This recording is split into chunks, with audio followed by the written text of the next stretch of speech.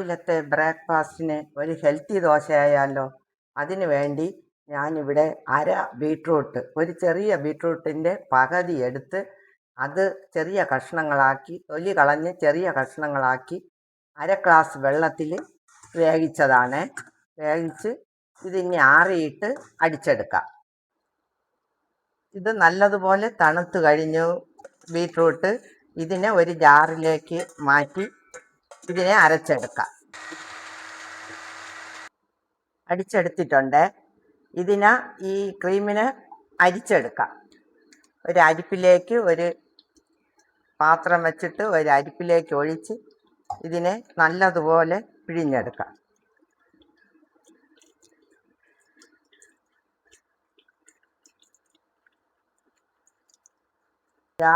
ഇത് അരിച്ചെടുത്തിട്ടുണ്ട്. ഇത്രയും ക്രീമുണ്ട്. ഇതിലേക്ക് ഒരു 1/4 കപ്പ് സൂചി റവ കുതിർത്ത് വച്ചിരിക്കുന്നതാണ്. അതും കൂടെ ഇതിലേക്ക് ചേർത്ത് അരച്ചു കൊടുക്കാം.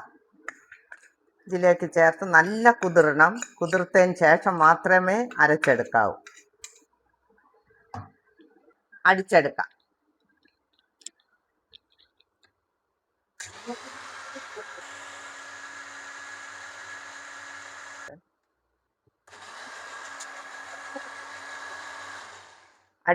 എടുത്തിട്ടുണ്ട്. നല്ല അരഞ്ഞിട്ടുണ്ട്.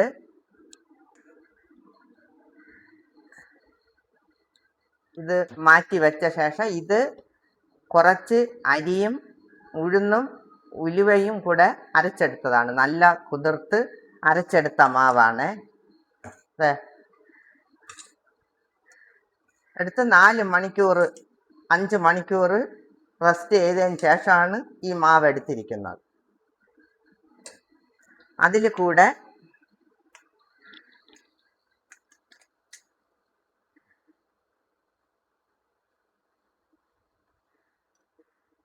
ഇതും കൂടെ ചേർക്കുക.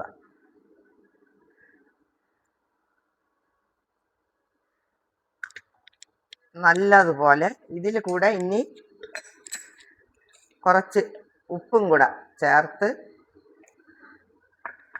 നല്ലതുപോലെ യോജിപ്പിക്കുക.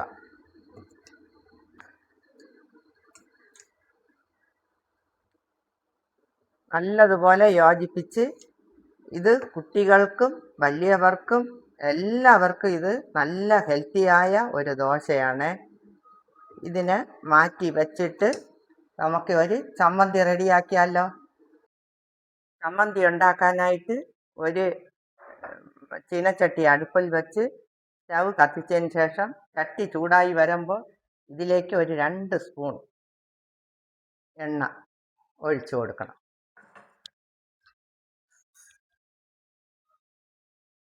എണ്ണ ചൂടാകട്ടെ. എണ്ണ ചൂടായി വരുമ്പോൾ അടുത്തത് ചേർത്ത് കൊടുക്കാം. അതിനായി ചമ്മന്തിക്കായി എടുത്തു വച്ചേക്കുന്ന ഐറ്റങ്ങൾ: ഇത് ഇഞ്ചി ഒരു ചെറിയ പീസ് കുഞ്ഞായിട്ട് കൊത്തി അരിഞ്ഞത്, പിന്നെ ഒരു ചെറിയ നുള്ള് പുളി, പച്ചമുളക് ഒരു പച്ചമുളക്, ഒരു 5 ഉള്ളി. ഇതിന് ആദ്യം ഇഞ്ചി ഇട്ട് കൊടുക്കാം. എണ്ണയിലേക്ക് ഇഞ്ചി ഇട്ട് കൊടുത്ത് അതിന് ശേഷം ഉള്ളി ഇട്ട് കൊടുക്കാം.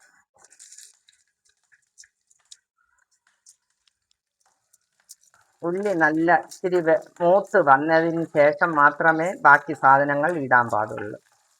ഇതിലേക്ക് പച്ചമുളക് ചേർത്ത് കൊടുക്കാം. ഉള്ളി മൂത്തിട്ടുണ്ട്. അതൊന്ന് വഴണ്ട് വരുമ്പോഴത്തേക്ക് പുളി ചേർത്ത് കൊടുക്കാം. പുളി ചേർത്ത് കഴിഞ്ഞാൽ 1 സ്പൂൺ പൊട്ടുകടല അത് ചേർത്ത് കൊടുക്കാം. പൊട്ടുകടലയും ചേർത്ത് അതിന് ശേഷം തീ ഓഫ് ചെയ്യാം. അതിന് ശേഷം ഒരു ചെറിയ സ്പൂണിന് 1/2 സ്പൂൺ മുളക് പൊടി ഇട്ട്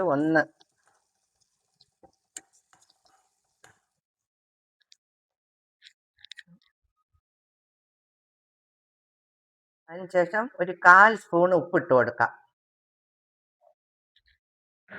ഉപ്പും ചേർത്തതിന് ശേഷം തേങ്ങ ഇത്ര ആവശ്യത്തിന് അവരവരുടെ ആവശ്യത്തിനുള്ള തേങ്ങയും കൂടെ ചേർത്ത് ഒന്ന് ഇളക്കി യോജിപ്പിച്ച്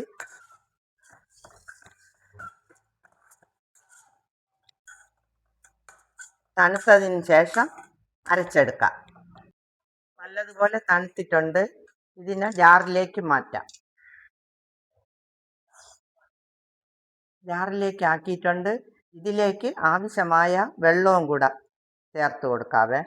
ചേർത്ത് അടച്ച്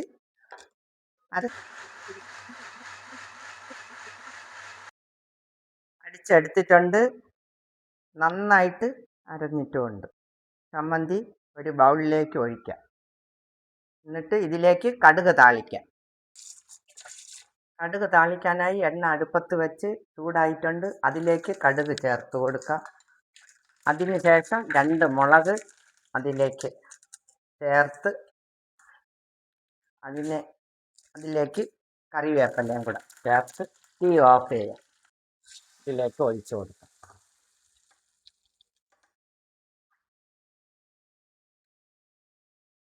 ഇവിടെ ചമ്മന്തി റെഡി ആയിട്ടുണ്ട്. ഇനി അടുത്ത് ദോശ ഉണ്ടാക്കാം. തവ അടുപ്പിൽ വെച്ച് ദോശക്കല്ലിൻ്റെ ചൂടായിട്ടുണ്ട്. ഇനി മാവൊഴിക്കാം.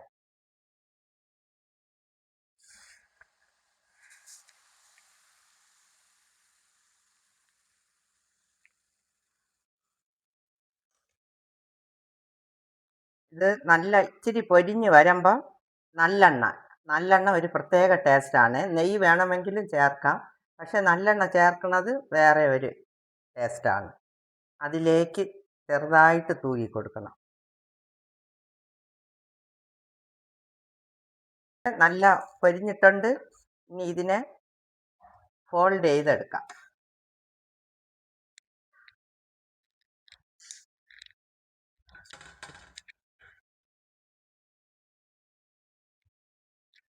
ഇനി അടുത്ത് ദോശ ഒഴിച്ച്